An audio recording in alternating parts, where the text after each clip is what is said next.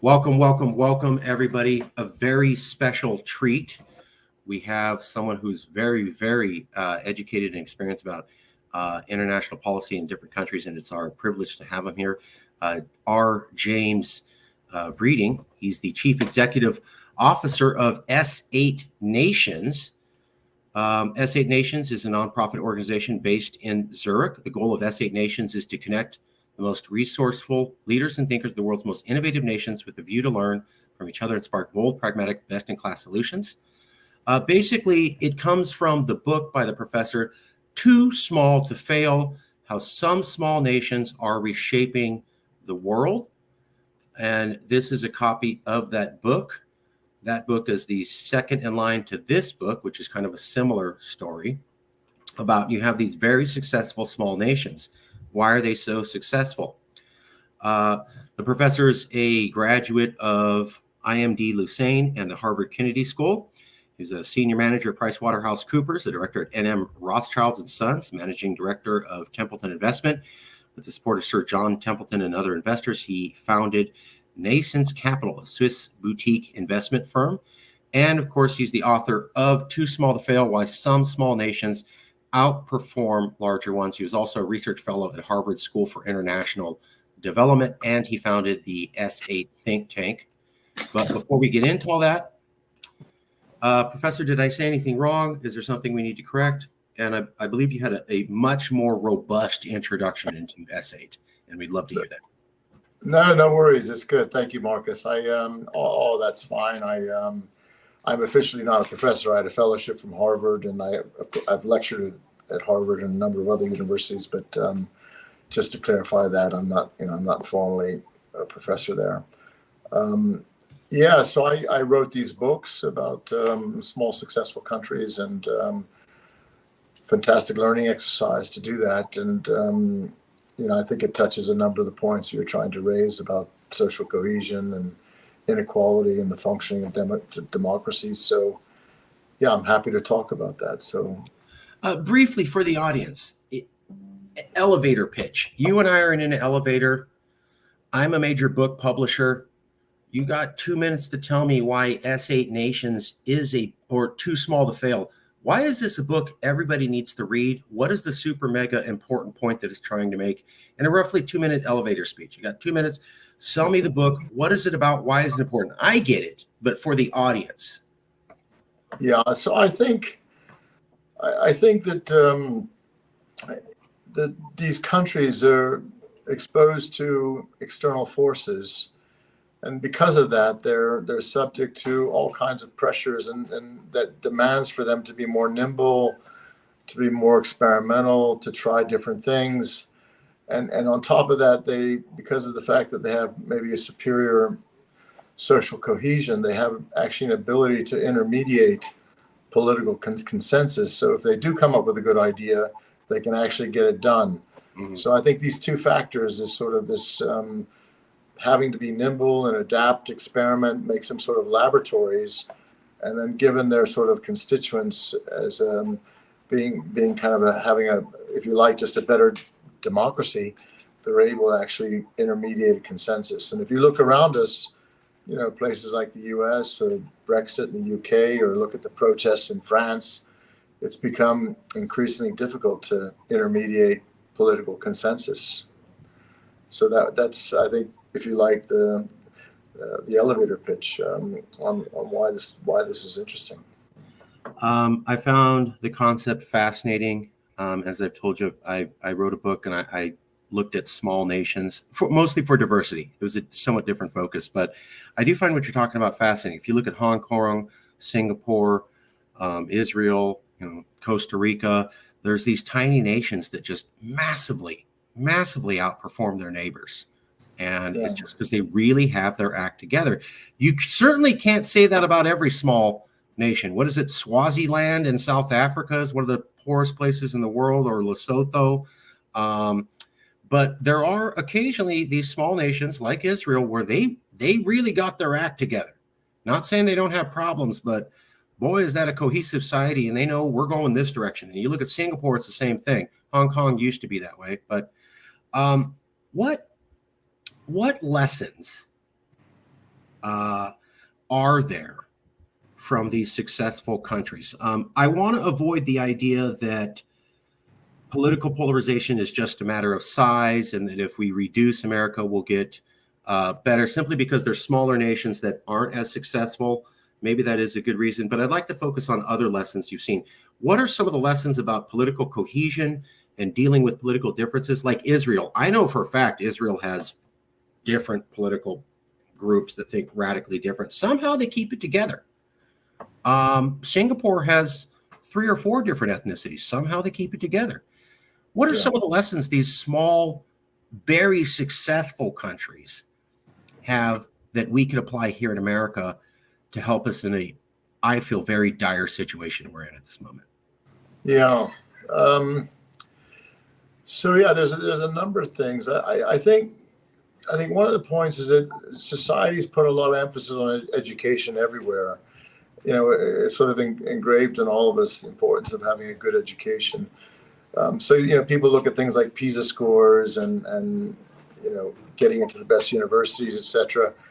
But you know, I think there's also something to be said about how a society educates good citizens, and I think these countries, they just put a lot more emphasis on that aspect. So I mean, it also helps that they typically go through a common sort of educational process, where in America there's just so many different possibilities. But I think, you know, one of the most important characteristics is that they're able to really train and educate people to become responsible citizens. So you know, they understand government better. They're actually more engaged in political processes.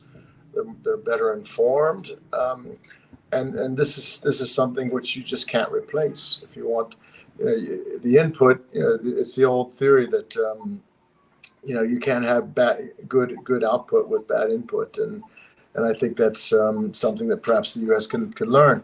I mean, Newsweek, you know, as you know, a pretty popular publication. They just did I think they came out with a study of 1,000 American citizens. 30% of them couldn't even name the name of the vice president, and 44% were unable to identify the Bill of Rights. And then you had another survey from the University of Pennsylvania, where a quarter of the Americans couldn't even name a single branch of government, and over half of them couldn't name 2 of the 3. So, you know, all that has to really, you know, go back to the primary education system, and that's something that I think America, it would really behoove them to try to improve that, and it'll take time. But I think it's just critical for, you know, to try to figure out a way to improve the education of their citizens. So that would be, you know, just sort of foremost. But there's, of course, lots of other things we can get into.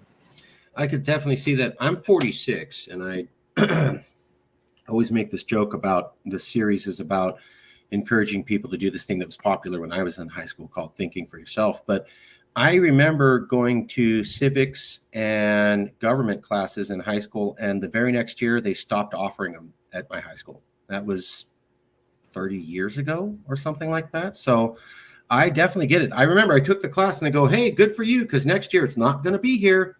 And then we got it, and they just stopped teaching that in America. And fast forward, here we are. It seems to make sense. We stopped teaching this. We used to teach it. Now we don't. Yeah. Here's the repercussions. No, I think that's right. And I think, look, I mean, there's some pretty big headwinds in the sense that, you know, if you look at the founding fathers of the American government, or also basically the Enlightenment, the whole idea was that, you know, these people in the 18th century, they realized that you could probably have a better form of government and democratic form of government as long as you were able to get the issues out there and people could really debate them and discuss them and deliberate on them. That this sort of collective body of people, you know, Jean-Jacques Rousseau had this idea of the general will. You had Habermas with the open sphere. And the basic thesis was that if you get it out there and you sort of kick it around and kind of duke it out, you know, that the people, that this free speech, free press would actually come up with the right conclusions. But of course, that you know, there's some real, you know, there's some real wrenches in the plumbing, as we know. But that's what really gave democracy its legitimacy, and that was the whole sort of underpinnings of of Lincoln's dictum, government of the people, by the people, and for the people. And freedom of speech, as you know, is kind of the sine qua non, or the most important right of all the rights specified by the American Constitution. It's not only a right, it's also a duty, in the sense that this is what gives people the privilege to be able to participate in this democratic process. But of course, we're really struggling. I mean, in the first instance, you have to inform yourself. You have to be responsible enough to want to inform yourself. And then, of course, we're contending with these issues of fake news, which we all know about. We're contending with these issues about social media and algorithms, which are designed to sensationalize as opposed to inform. And these are serious obstacles. I mean, so we're really confronting a much more difficult environment to actually conduct democracy. And I think the fact we have to be aware of that, and I think the more we're aware of that, the better it is. And I think in our earlier remarks, we were talking about debates and just this culture of being able to debate in a civilized way. This is something that we have to figure out a way to regain, especially now. I want to ask you about the other, top 2 or top 3 lessons from the S8 nations we could take. But one of the things I want to ask is, they got social media and opposition parties and angry trolls online in Israel and Singapore and many of these other successful S8 countries. How are they able to deal with it? Because they have a lot of the same tech problems we do too in their society, but that doesn't seem to be unraveling them. What's some of the big difference you notice between, like for here, fake news is a problem. Everywhere. Different cable channels dedicated to vastly different viewpoints, and people living in their own bubbles is a problem. Social media is a problem. This can't just exist here in America. It's got to exist in these other countries. How do they deal with it, and how do they deal with it much better? Well, first of all, I mean, it's not like they're perfect, right? I mean, okay. We're all struggling with this, let's call it increasing friction of the passage of information and the understanding of information. It's a real struggle. But I think one of the advantages is let's just call it a mathematical advantage. That I don't know if you know this Hungarian mathematician. He came up with this concept of degrees of separation, that you could go from say New York to Los Angeles, and the maximum number of people you would need to contact to get to this stranger would be six iterations. By asking Joe, what does he know this person, and then goes to the next person. So you have this sort of 6 iterations, these 6 degrees of separation. But in these small countries, the average degrees of separation is probably 2.3. So I'm sitting in Zurich, and I just have to call maximum 1 to 2, if at a real stretch, 3 people in order to get an answer or to get in touch with someone. And and that's an incredible efficiency to have, that you just by talking to one person or 2 people, or instead of having to go through 6 or 7 people to get to the bottom of something. And I think that for that reason, we in these small countries, you don't have to rely on the, let's call it the more anonymous media. Right. You just talk to people at the grocery store, you talk to people at a bar, and there's a lot more of that type of interaction. And since people realize that it's only 2 or 3 iterations, that gives you a lot more possibilities to either validate trust with someone or to betray trust, because you have, I'm talking to you the first time ever. I don't know, maybe I won't talk to you again for 3 years, but if you see someone every week and you talk to someone twice a week, you can get called out pretty easily and I think that's the key element of trust, is what I call these degrees of separation, the number of data points that someone has dealing with you. And those data points are sources of either validation or betrayal. And that's basically, I think, a huge difference. Of course, now social media comes in and obfuscates that and tries to confuse us. But at least if you have that bearing, if you have that anchor, I think it's much more helpful. And let's see that that's something one has to think through. I don't know what the solution in the U.S. Maybe one has to become more local and more empowering at the local level to sort of compensate for that. But But I do think in the smaller countries, in a place like Tel Aviv or Israel, you just can't get away with the kind of misinformation, for Hmm. example, that Trump participated in. Hmm. Were there any structural things these countries did to deal with fake news or polarization or I think, we were introduced by Aaron Aryans, the Dutch professor from the University of California, San Diego, and he's done a lot of work about proportional representation. And you see in these type of countries that have majoritarian systems, a sort of winner take all, either Republican or Democrat or Tory versus Labor. It's an incredibly binary decision that you have to make, and you elect Obama, then the next person comes in, he dismisses everything Obama did, and then right? Trump gets elected, and then Biden comes in, and they just erase everything they do. And so for long-term problems like trying to tackle global warming or dealing with reforming education or trying to figure out a way to fix the pension system, where you have generations to deal with, it's just impossible to have that type of system. I mean, you need to have some sort of system which gives you a game plan that can be executed over a 20, 30-year period.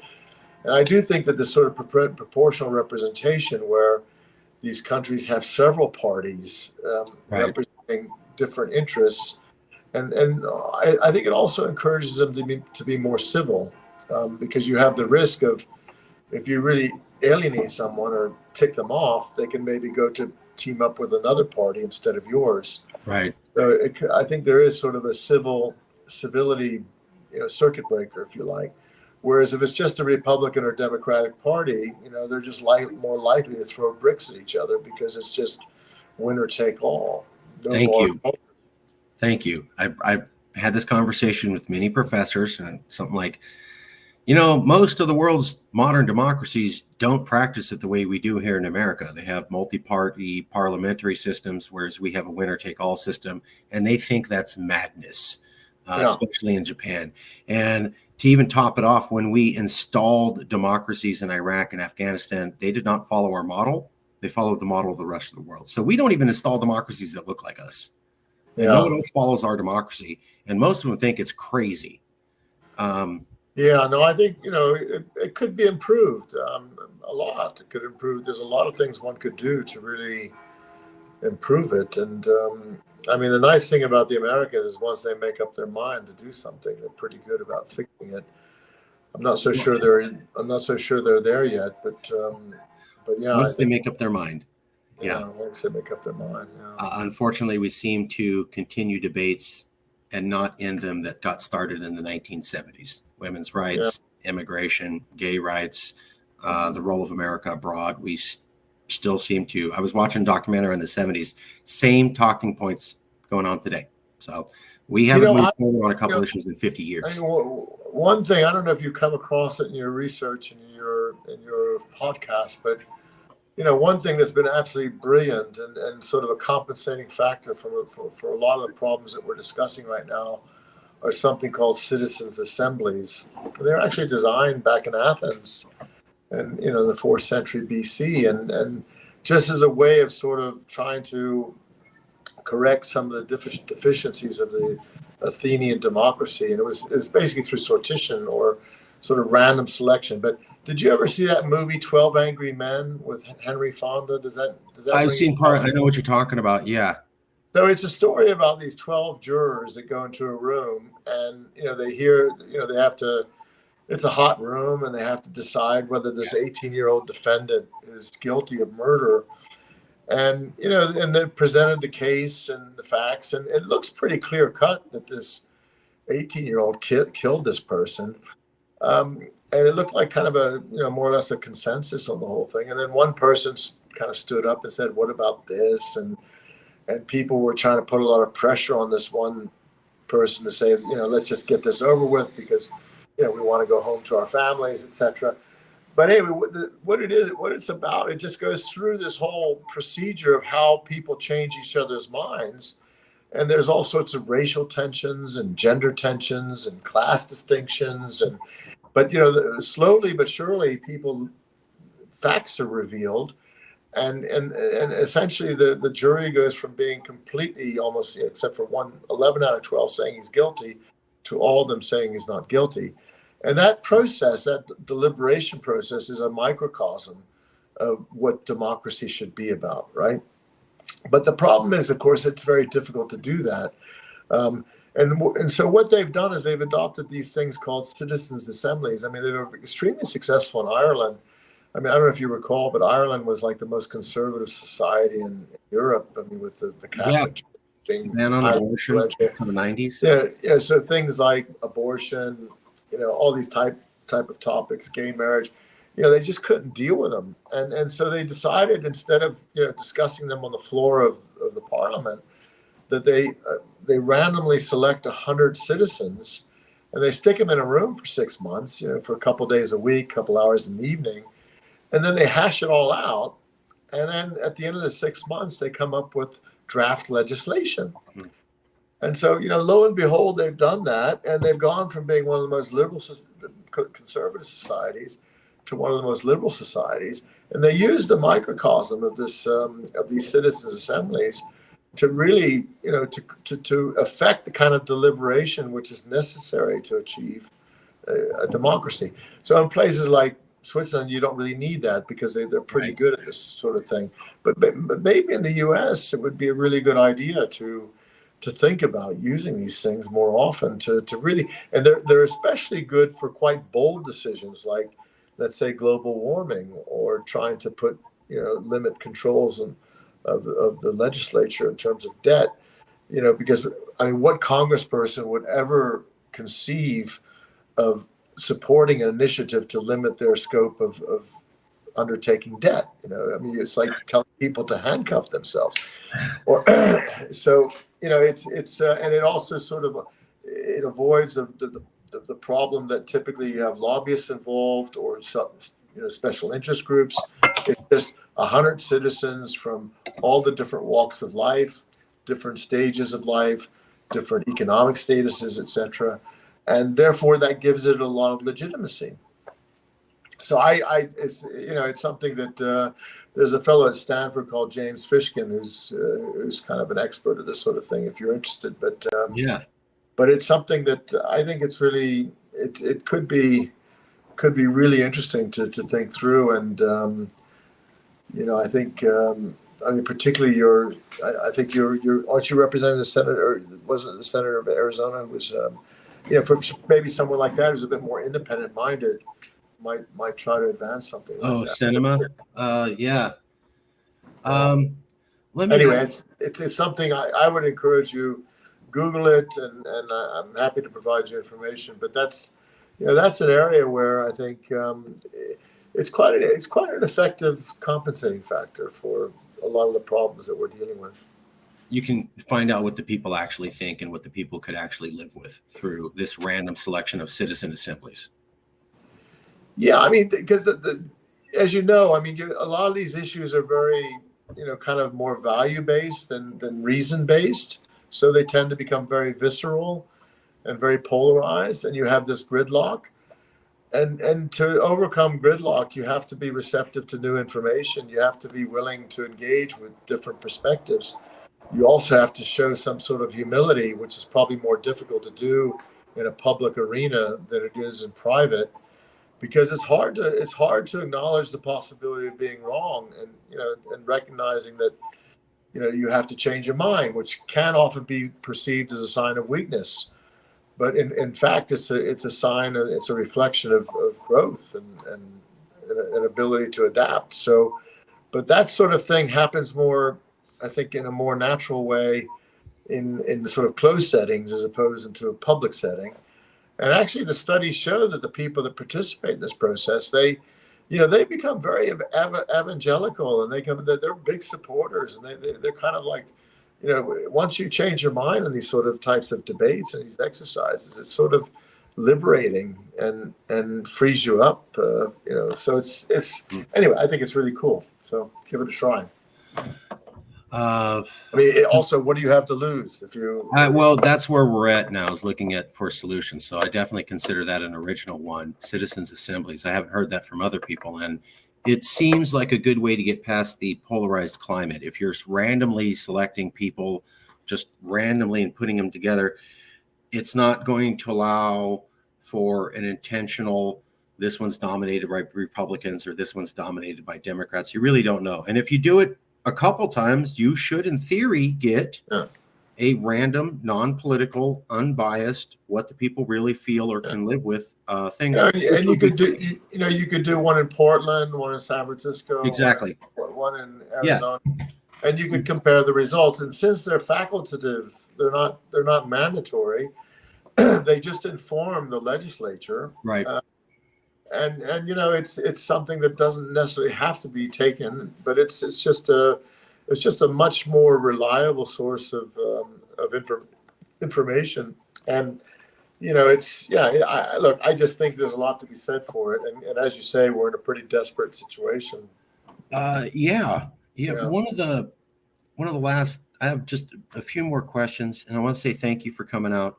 And it was I liked our talk about Singapore and Lee Kuan Yew that we had earlier. I appreciate that. So most people don't even know who that guy is, and it's nice to have a fan conversation.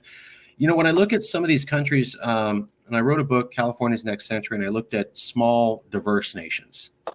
And I was focused mostly on diversity instead of pure economics. But I know, Hong Kong, not now, but in the past, Singapore, Israel, and Guyana. But let's just focus on Hong Kong, Singapore, and Israel. Those are very diverse places. And yet they managed to keep a cohesive identity. Yeah, no, they are. So look, I mean, first of all, Lee Kuan Yew, he was like the founding father of Singapore. I mean, Singapore is interesting because it's a very young country. I think it just had its 60th anniversary. So it used to be part of Malaysia, and they broke away, and they had to start with a clean slate. I mean, they inherited certain institutions from the British Empire. But, Lee Kuan Yew was really interesting because he was an incredibly capable person, but he did what S8 Nations is all about, which was to say, he first of all, they appointed these fantastic ministers. And this is something Singapore is very well known for having outstanding, they call them mandarins, these sort of people that run their cabinet posts, Department of Education, Defense, Transportation. They're outstanding people, and they're groomed for life to do this type of thing. Well, we can get into that in a second. But he just said, look, go survey the world, go survey healthcare systems, and come back and tell us what's the best healthcare system, or go look at defense systems and conscription for military. So they looked at Israel, they looked at Switzerland, etc. And they came back and they reported, and that's basically what Singapore was fantastic at copying best of class systems throughout the world. And I think the U.S. should do that right now because, frankly, if you look across the entire spectrum of government in the United States, I mean, the U.S. is fantastic when it comes to finding the next Google or the next NVIDIA. There's no question about it. But, what good is the next Google if the boat society is sitting in is sinking? So I think if you look across the whole spectrum, whether it's education, whether it's prisons, whether it's, conscription systems, whether it's roads, airports, highways, police systems, etc., I think it would be fantastic for the U.S. to look over their garden hedge and go survey some of these countries. Yeah. And I can guarantee if it was a basketball team or a baseball team, they would not only would they copy it, they'd go and get the best players. And but they don't. But it's for somehow that seems to work in the private sector, and it seems to work in the sporting arena, but it doesn't seem like politicians or government people are interested to look over their fence and see what's happening out there. Not in America. Is there lessons looking at Singapore, Israel, and Hong Kong of how they made their diversity work? Yeah, that could be applied here. So I think their diversity work. Well, I think a couple things. First of all, you need a dominant identity, right? I mean, it's just having infinite diversity doesn't work. So for example, the U.S. used to have kind of the Jimmy Stewart and the Cary Grants, and you had this sort of generation where you had this, for better or worse, you had this sort of waspy characterization of prototypical America, and then everyone tried to copy it. So even John F. Kennedy, he sounded like Jimmy Stewart, right? I mean, he tried to behave, even though he was Catholic, etc. And Obama, and so I do think, so for example, in Singapore they have the dominant Chinese ethnicity, and in Switzerland they have the Swiss German ethnicity, in Israel they have this Jewish ethnicity, etc. So I think you do need to have some sort of, let's say, pole position of, there needs to be some accepted understanding of what exemplary means, what a social norm means, and there needs to be guideposts around that. Okay. And then the second point is that you have to acclimate people who want to be new entrants to that. Okay. So, for example, as you say, in Singapore, they have the Indians, they have the Malays, but those people, when you talk to an Indian, in Singapore, they say they're Singaporean. They don't say they're Indian.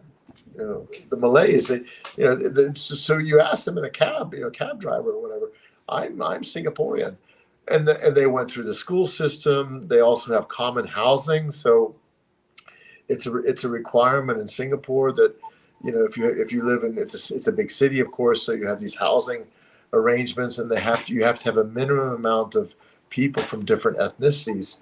So this idea of having ghettos is not permitted, and therefore children playing in the playground, Chinese kids play with Indians, and they play with Malays, etc. They play with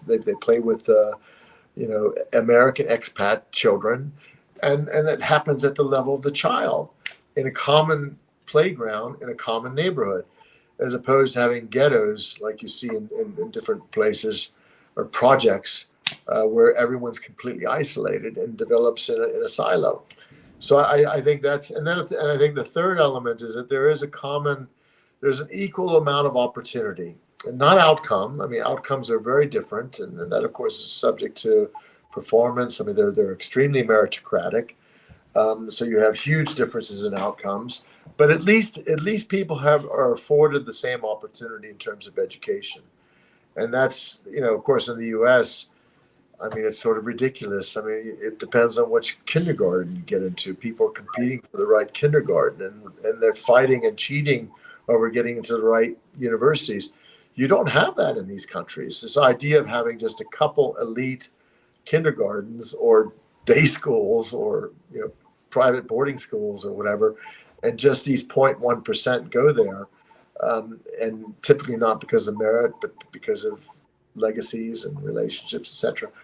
That's just a very different way to do it, and almost a recipe to ensure lack of social cohesion. So, and then I mentioned this last element about the conscription, this idea that during a very formative period of their lives, typically say 15 to 20, they're doing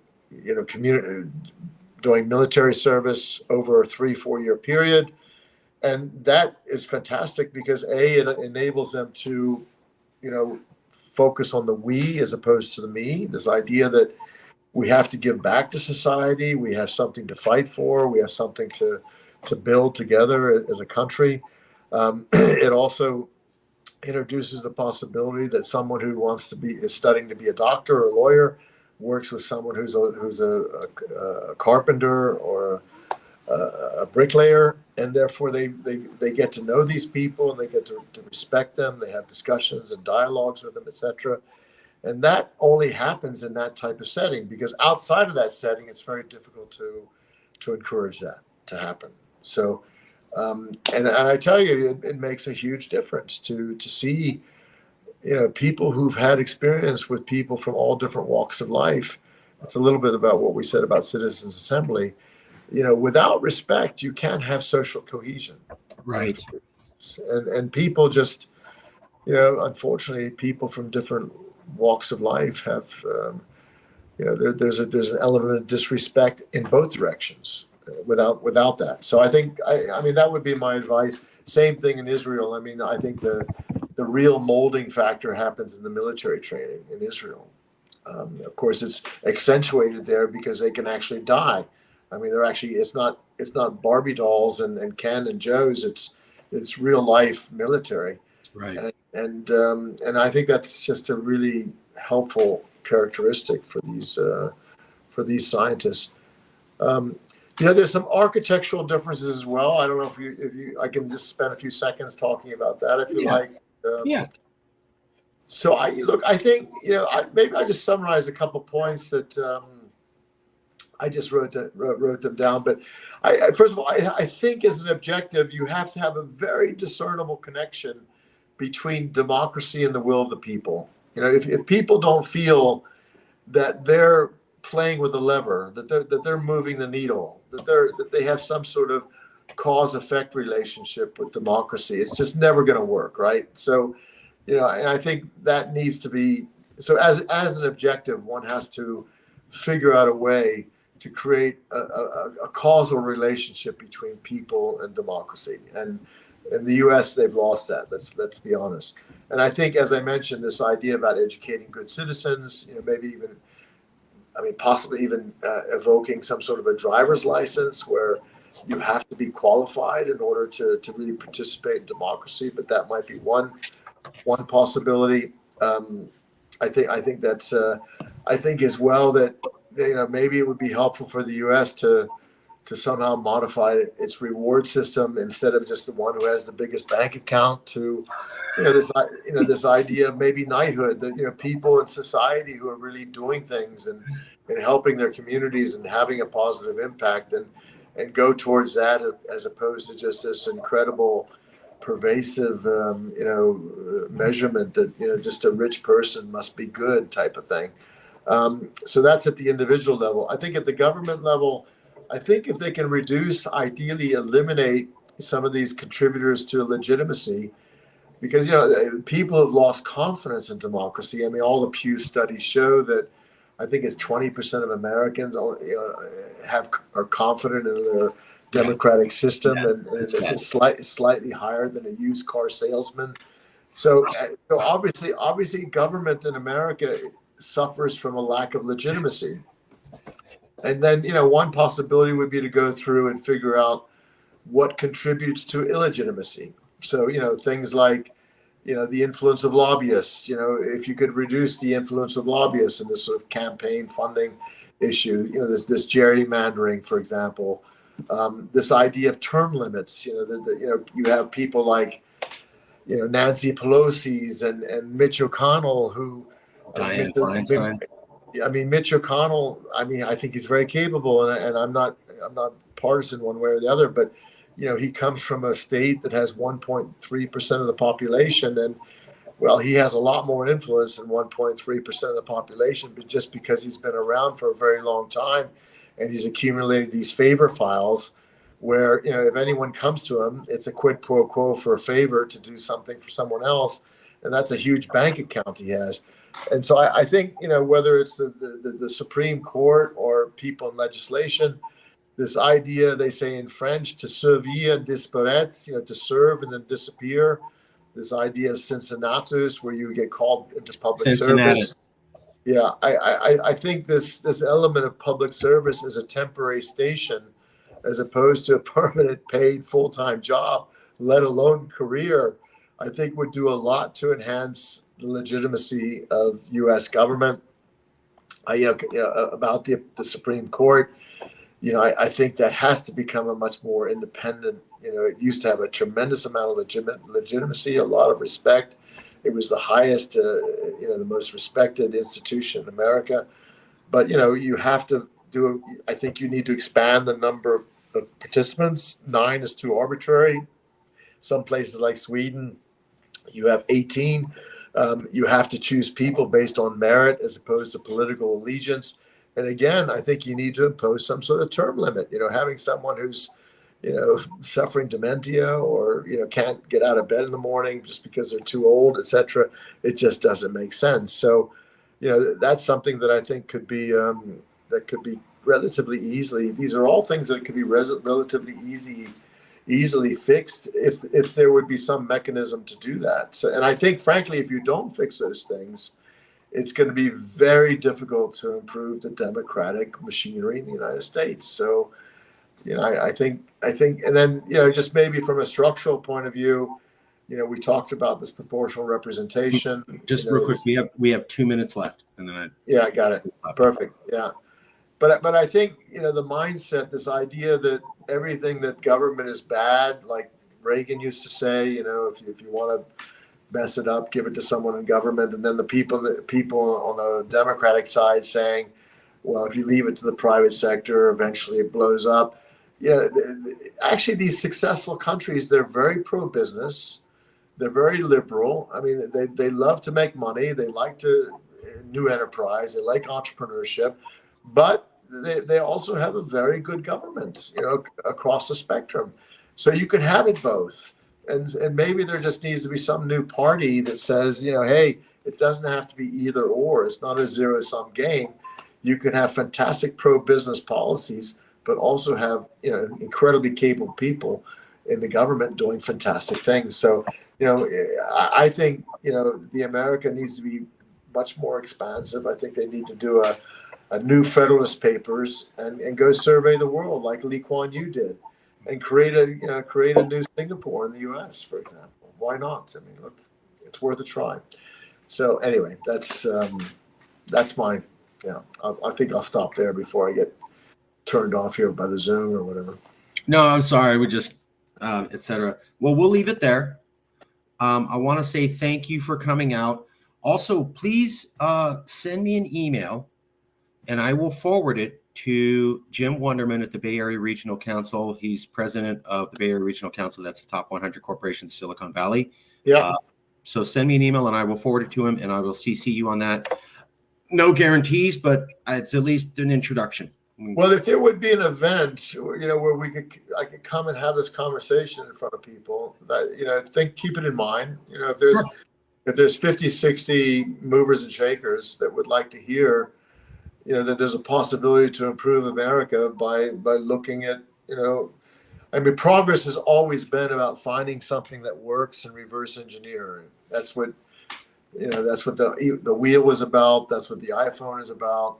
That's what it's all about. So if there would be a grouping like that of people that would be open to that type of thing, yeah, happy to consider it. Okay. Yes. Send me an email. But great work what you're doing, and keep it up. I really appreciate that. 2 thumbs up to you. Thanks for coming out.